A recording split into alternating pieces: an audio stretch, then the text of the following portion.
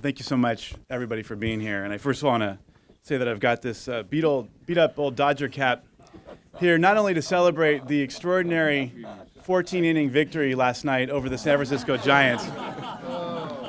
I think we're all leaving. But also to point out that that there continues to be a challenge. To remind me of the folks back home in Los Angeles who are suffering through endless congestion and traffic, just trying to go about their daily lives. And that's what brings all of us here today as we talk about an extraordinary infrastructural challenge that we have in our state, that is impacting our economy, is impacting our quality of life, and it's impacting our state's ability to grow in a sustainable, proper way. So I'm just very excited to stand here today with the coalition to urge our governor and our colleagues in the legislature to make mass transit a funding priority in this special session.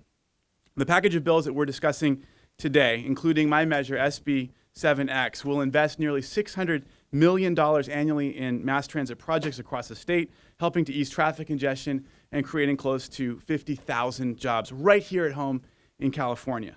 Now, this bill, 7X, is a very simple approach. It's designed to increase funding for the state's local transit agencies by increasing the incremental sales tax on diesel fuel to direct more funding to the State Transit Assistance Program. This is a way of making sure that those who are using our roads and using our roads as a way of trying to move freight through the state are helping to assist with the construction of projects that will help get more people off the roads and provide them with more options when they're trying to get around doing their daily routine.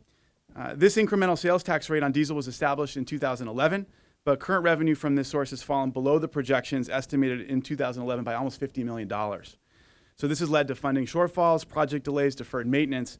In my Senate district, congestion and traffic delays are not only notorious, but commute times and jam-packed freeways have really become a crisis.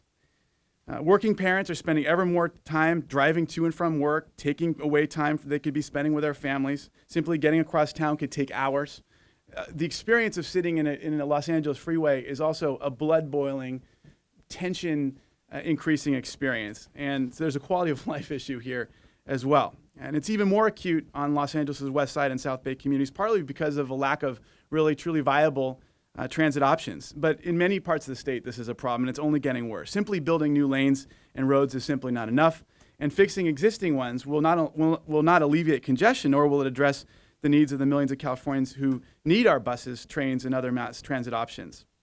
It will also not provide alternative transportation options for Californians who might choose to take public transit if it really were a viable option for them. So a more expansive, reliable system could attract riders looking to get away from the stress of traffic delays and aggravation.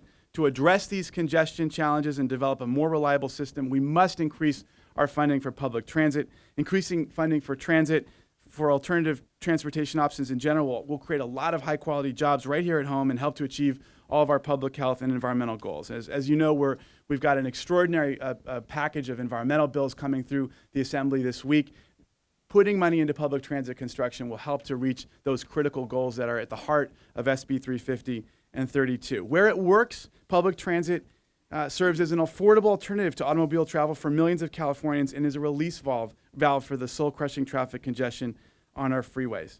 So it's becoming a real option for many Californians. Public transit operators provided 1.44 billion passenger trips in 2013, but as we know, we've got a backlog of $39 billion in repairs that are needed over the next 10 years. So this is an attempt to try to address that backlog. Déjame decir en español que necesitamos poner mucho más dinero en nuestro sistema del transporte público.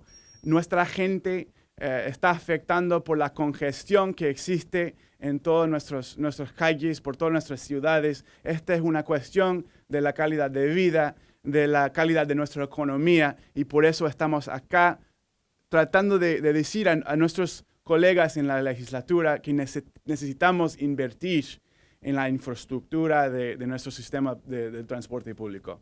So this is an attempt to reach out to our legislators. If we're going to talk about transportation infrastructure, we've got to make sure that public transit and transportation and mass transit are part of the conversation. And that's why I'm so proud to be here with some fantastic colleagues who are part of this effort and part of this fight. So thank you so much.